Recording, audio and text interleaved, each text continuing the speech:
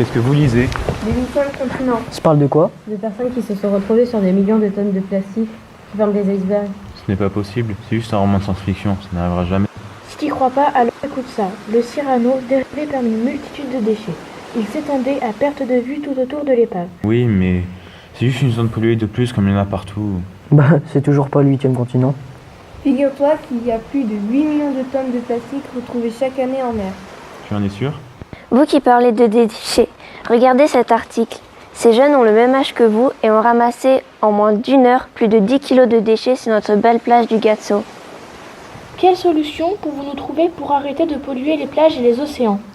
Ramasser les déchets, tamiser les plages? Manuellement?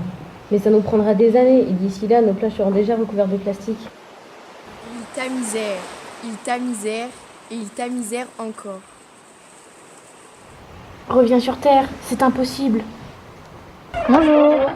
On vient vous voir car on a trouvé des petites billes de plastique sur la plage. Ce sont des larmes de sirène. Et c'est possible qu'il y ait des particules encore plus petites? Oui, on va y regarder. Pas facile de différencier les grains de sable des plastiques. On sait que certains plastiques flottent dans l'eau de mer et si on essayait d'en récupérer? Il y a des particules qui flottent. Ce sont peut-être des plastiques.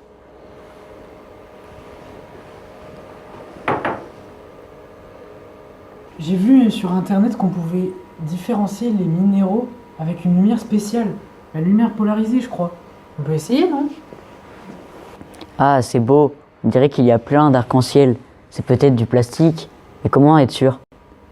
Et si on essayait avec des morceaux de plastique et du sable non pollué? Bonne idée, on n'a pas fait d'expérience témoin.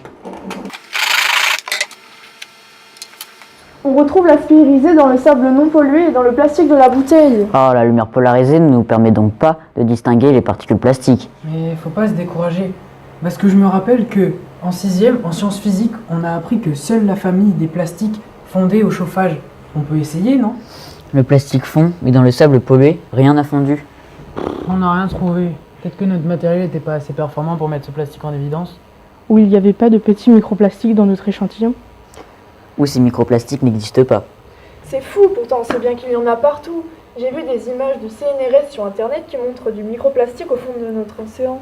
Et justement, notre correspondant espagnol a posté une story sur le sujet.